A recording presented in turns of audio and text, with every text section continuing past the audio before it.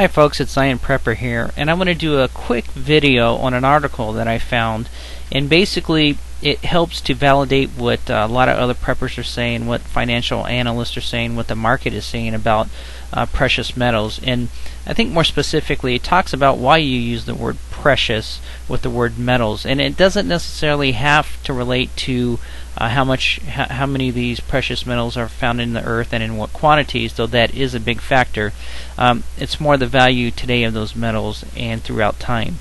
The article is by Gary Gibson. He's the managing editor of Whiskey and Gunpowder, and he starts his article off with this picture that says gasoline 20 cents a gallon if paid with pre-1964 dimes, quarters, halves, or dollar coins.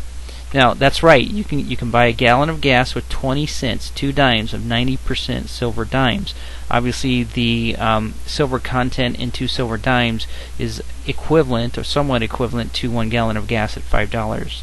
Now the author uses this as an introduction on why you should be saving nickels, and he kind of gives you a history on certain precious metals like gold, silver, but then he's also saying, hey folks, you should be saving your nickels because they contain 2 key elements. Primarily it contains copper in each nickel as well as nickel in a nickel.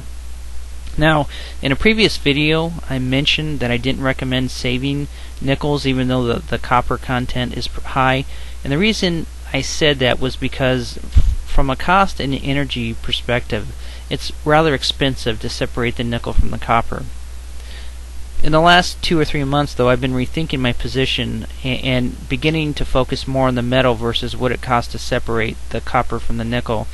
And I'm having second thoughts, and I think I'm actually going to go out and probably purchase not a whole lot, probably no more than $500 in nickels, and just let them sit there. They're going to keep their face value, and the government is probably going to discontinue the copper-nickel combination sometime early next year, no later than 2013. So real quick, talking about the author, I mentioned his name. He uses 2 graphs to support his information, and he uses gasoline prices from 1918 to the current, and they've been adjusted for inflation.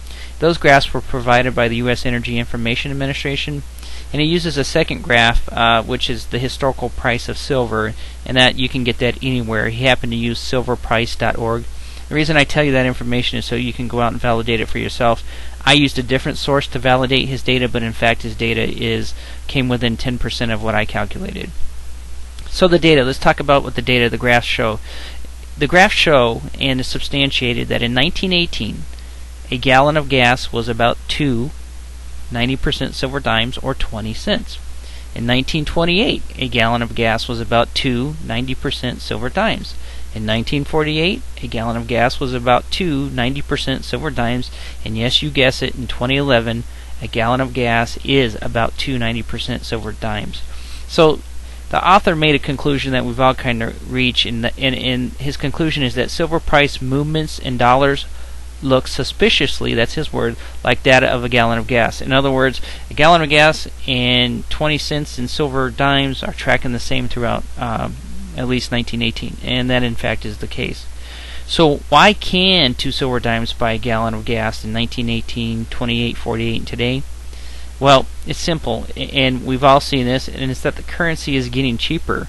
We've printed billions of dollars of cash, and that cash is not backed by silver or gold because there is no gold standard. In 1964 we quit making silver coins, so there's no substance to our dollars, only paper. The ramification is that Americans in foreign countries have little to no faith in our U.S. dollar.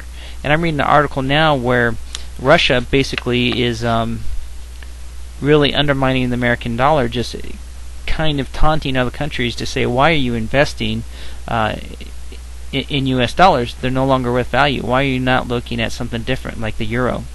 Now, no faith in the dollar. Today we happen to have signed the debt ceiling increase, but even with the debt ceiling increase, we're going to print more money, and you can see how the Dow and the S&P reacted today. It took a dive, even with our legislation being passed that the debt ceiling is increased. On the other hand, precious metals, or maybe not so precious, but metals like gold, copper, silver, nickel, they continue to do well. As a matter of fact, silver today, being August 2nd, was very close to $41 an ounce. So basically, the precious metals allow you to multiply your purchasing power instead of decreasing your purchasing power like the dollar. Well, let's talk about based on the data.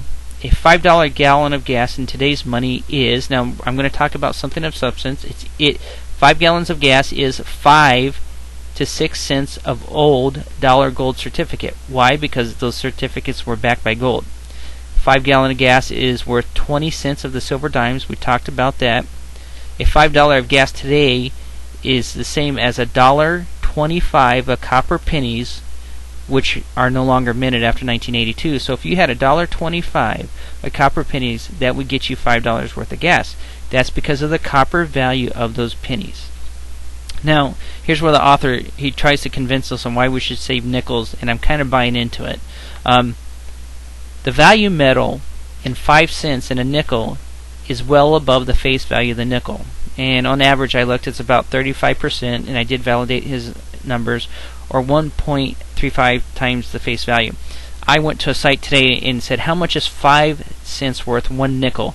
And it was 0.067 cents. So 0.067, so you've got 1.7 cents more than the face value of the nickel. That's a good thing.